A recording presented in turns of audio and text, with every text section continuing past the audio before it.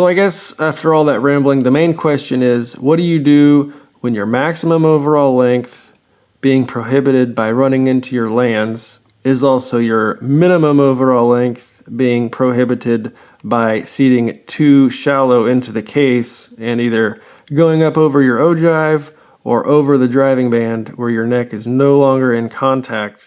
Welcome back, folks. Today we're going to be talking about some considerations in regards to your cartridge max overall length when using the Hornady overall length gauge with a specific bullet in my specific chamber. So what we have here is the RCBS 24495. It's a cast 6mm projectile, gas checked and powder coated. They weigh right about 98 grains with my particular alloy, powder coated and gas checked. And so I was trying to fit that in my chamber here, see what kind of overall length we can play with, and if we have any room to move up or down and actually play with that at all. But I'm kind of I'm in a pickle here, folks.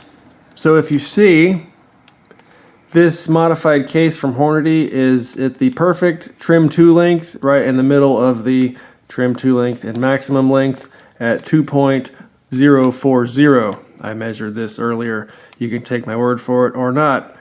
But we're at a perfect trim length here with our modified case. So that means our neck is going to stop right there in a perfect world every single time, right? Well, if my neck is any longer by a couple thousandth, that's going to come up over the top of that driving band on this bullet. So you can see it's only the 244 diameter up to there, and then it drops off to, so right above that driving band, the diameter drops down to 240. So that's not going to be being touched by the brass at all if it's seated any deeper into the case. So let me back up real quick.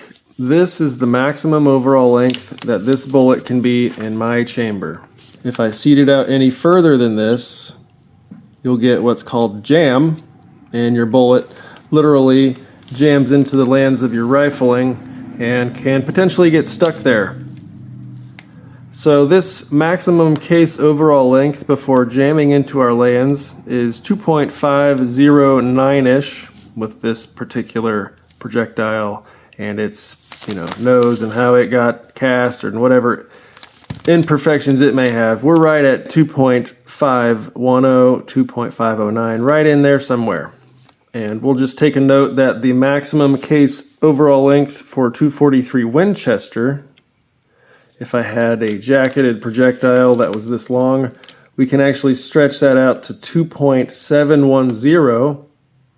And realistically, it's the same specs and magazines as a 308. So you could potentially go out to 2.80. So in theory, that's how much room we have to stretch this bullet out. However, we're going to be jamming into our lands, so we can't actually go any further than our 2.510. And now why I mentioned this case length earlier, what if I had a shorter piece of brass, maybe even below the spec, that would give me however much room I was below spec to play with my seating depth, right? Well, if you remember at the start of my 243 reloading journey, we reformed this Peterson head stamp 308 small rifle primer brass. So this is actually once fired as 243 from 308 brass. But really quick, let's take a note on the case overall length of a piece of 308 Winchester. So if we quickly consult the Hornady manual, we can see the case maximum length for a 308 Winchester is 2015. So that's going to be 25 thousandths shorter than our length for a 243 case. So like I said, the one I have is 2040, right in between these two specs. And our 308 Winchester case is down at 2015. And if we check our 308 Peterson brass, we can see that these case lengths are way under spec. We're not even to the 308 case length. We are at 2014 at this time. So with my resized 308 brass that became short 243 brass, I now have 25 thousandths of overall length I can play with here as far as seating depth coming lower away from the lands of the rifling. Alright, so this is hard to show you, and sorry for the crappy camera work, but over here we have our piece of Peterson brass. It's clearly a little bit shorter than our piece of 243 brass. So in my brain here, how this is working, we're now able to seat this bullet shorter into the case without our case neck coming up over the driving band and just not even holding the bullet at all. So we'll still be able to maintain the same proper neck tension around this driving band, and we'll be able to play with our overall length a little bit more than absolutely not at all. So if we set our caliper back to the maximum overall length and compare the piece of brass with where our projectile would be if it were seated, you can see there's a little bit more room there hanging out of the case. So we have this 25 thousandths more space that we can seat this deeper, which already seems like a really long projectile protruding into the case. But we're going to be playing with pistol powders here, probably 8 to 10 grains. So our case fill is going to be way down here.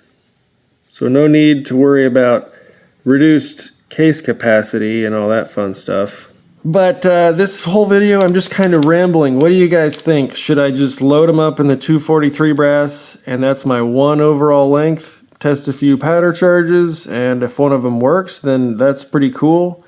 Or do I use my shortened, resized, and reformed 308 brass, and that'll give me, what did I say, 30 thousandths of room to play with if I want to seat further into the case away from the lands? I'll probably just try it both ways, but right now I've got a handful of it loaded up with this 243 Winchester head stamp brass, and I'd have to start over with the Peterson here to compare with the shorter neck. So I guess after all that rambling, the main question is, what do you do when your maximum overall length being prohibited by running into your lands is also your minimum overall length being prohibited by seating too shallow into the case and either going up over your ogive or over the driving band where your neck is no longer in contact with that and just kind of negative space around this area of the projectile. What do you do, folks? I'm just a dummy. Let me know down below. Check out dummyroundreloading.com. Have a good one.